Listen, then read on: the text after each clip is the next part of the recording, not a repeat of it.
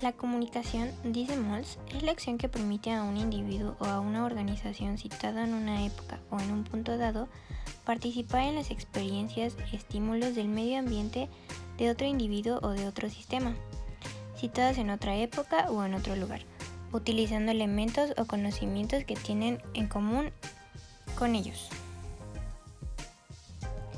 Para Molls, los elementos del acto comunicativo son un emisor, un receptor, un canal y un mensaje.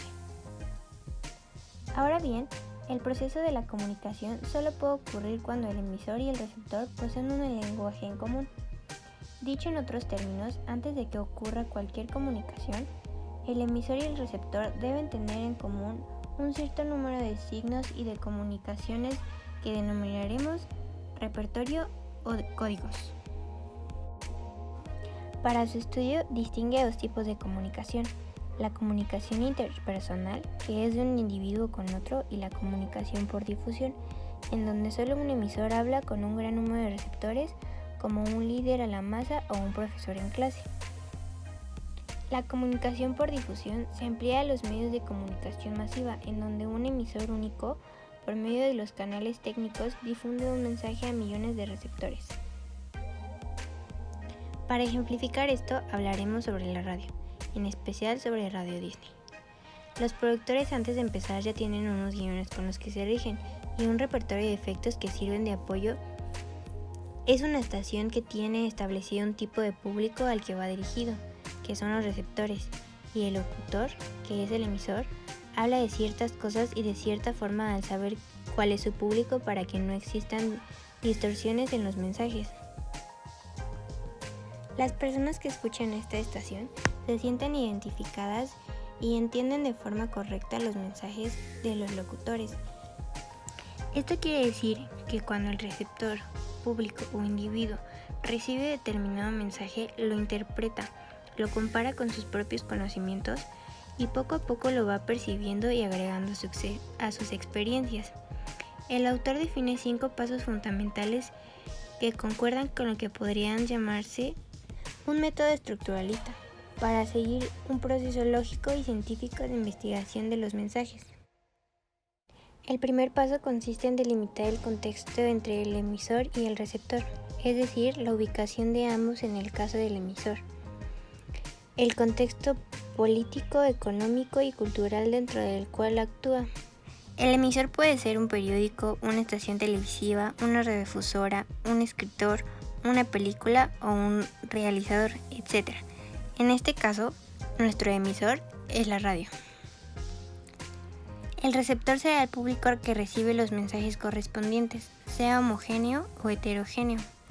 Se considera siempre sus características culturales, sociales, económicas, sin perder de vista el objetivo concreto que persiga el investigador. Radio Disney, ahora llamado Match, es transmitido en diferentes ciudades de México. En Ciudad de México, en Colima, en Coahuila, en Guadalajara, Hermosillo, León, Mazatlán, Morelia, Puebla y Puerto Vallarta. Pero en donde tiene más éxito es en Ciudad de México y Puebla. El segundo paso es analizar la naturaleza del contenido de los mensajes. Esta es una estación libre que se enfoca en complacer a su público, que gran parte de él es joven. Buscan temas variados y suelen hacer encuestas de qué es lo que les gusta más.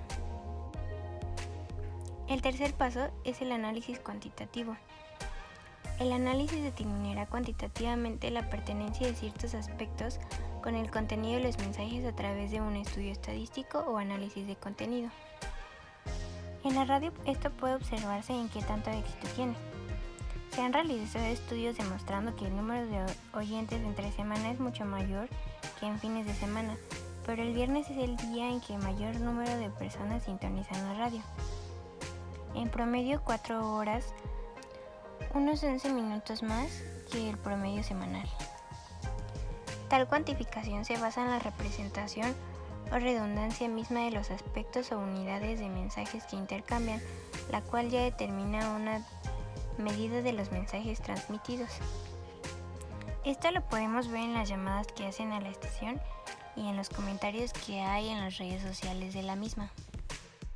Por último, el analista procura enunciar y esclarecer el conjunto de leyes, convenios o acuerdos establecidos de antemano entre emisor y el receptor.